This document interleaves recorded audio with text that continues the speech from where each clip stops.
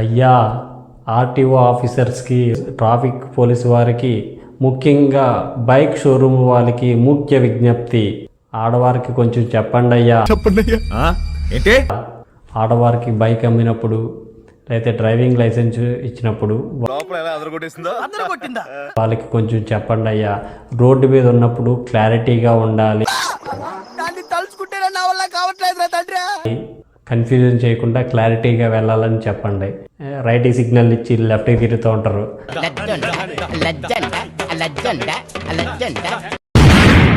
Talent చూపిస్తున్నావేంటి? కదిలినట్టు కదిలి ఆగిపోతూ ఉంటారు. ఆగిపోయి ఉండి ఒక్కసారి కదిలిపోతూ ఉంటారు. అవతల వాళ్ళు కన్ఫ్యూజ్ చేసి పడిపోయేలా చేసి వీళ్ళు మాత్రం సాఫీగా పోతూ ఉంటారు. నేను అప్పుడే అన్నా ఈ విధంగా జరుగుతుంది. ఆ విషయం ముందే చెప్పాలరా. వాళ్ళకేమీ అవ్వదు. వాడు చుట్టూ ఉన్న వాడు వెనక వచ్చేవాడు, వాడు ముందు వెళ్ళేవాడు మాత్రం బలైపోతాడు.